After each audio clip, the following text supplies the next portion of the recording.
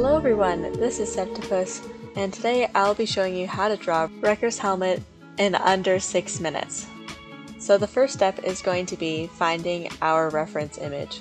Now this is an image from the show, but it doesn't have very good lighting, so I'm going to find one that's more front facing and it's just a helmet, so that'll be a really good image for when we're doing our coloring. But I also found these kind of 3D printed models that I think will be very helpful for finding the general shapes and just kind of the idea of what the helmet will look like without the paint, which will help us when we're drawing. Step 2 is going to be drawing our basic shapes. So first we're going to start out with just a circle, and from this we're going to draw the rest of the helmet. So I'm going to draw a line about a third of the way from the top and just kind of start fleshing out the angles of the helmet. So it's a little bit taller at the top and there's some kind of indentations, and then of course the sides of the helmet are straight, so I'm just going to draw all that in. There are also these straps, and putting those in right now will help us have a reference for other shapes later on. And our third step is going to be checking our proportions. And this is very important to do early on, because if you have the wrong proportions, then you're going to have to erase the whole thing and start again. And I'm going to put up a handy dandy proportion sheet on the screen that'll show you all of the kind of number values of what you want your helmet to look like, and then you can just measure that with like a pencil or a ruler, whatever you want, and it can help you out. And for me personally, I realized that my drawing was a little bit too wide, so I'm going to just redraw in some of these lines just to make it a little bit narrower. I decided to kind of go in from both sides, just so that I knew kind of approximately where all the lines would be, and I could just kind of measure off from what I already had.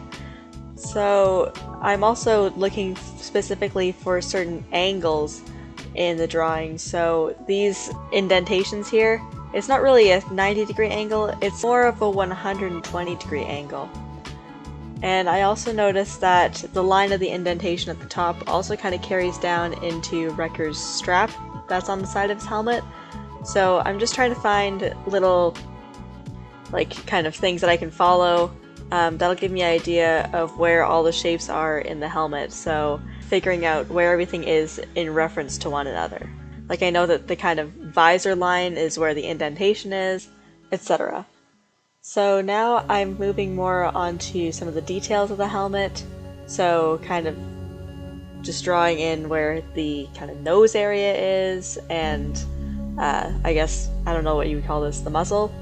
And I'm just kind of going along and using my references and drawing in all of these details. I'm not really sure how to explain this, I'm just kind of doing it. These little bolts here are about halfway down the kind of straight side of his helmet, and the straps kind of attached to those, so that's another one of those reference points that I was talking about. And I also just finished the rest of the details, and now we're basically done the drawing portion.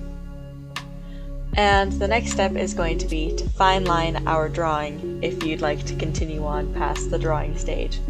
I'm using not a very thick fine liner, but reasonably thick, because I want these lines to be quite crisp. And one thing you want to be careful about while doing this is that you don't fine line any lines that are going to be more just for shading. So I noticed that those kind of curvy lines at the top of the helmet there aren't actually really supposed to be fine lined, they're only really for shading purposes, so don't touch those. And also, I made a bit of a mistake here and I had to fix this line, which you can do, it's not that big of a deal. Next step will be adding the detail paint lines with our pencil. So that's just going to be the number 99 and all of the little paint shading areas that we're going to do with our markers later. And onto our final step, which is coloring in with the marker. And I've chosen to start with a cool gray first and outline some of these, not the very darkest areas, but kind of dark.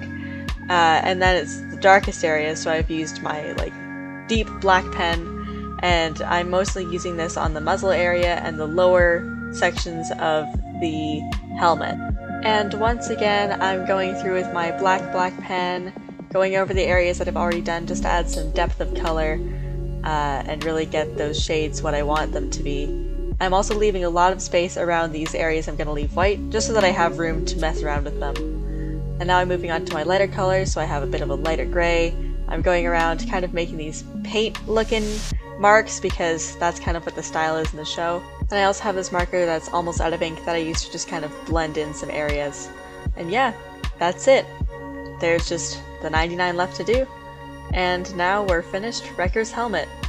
So I hope you found this tutorial helpful and useful. Thank you for watching. Consider subscribing, leave a like, and I'll see you when the next Bad Batch episode drops.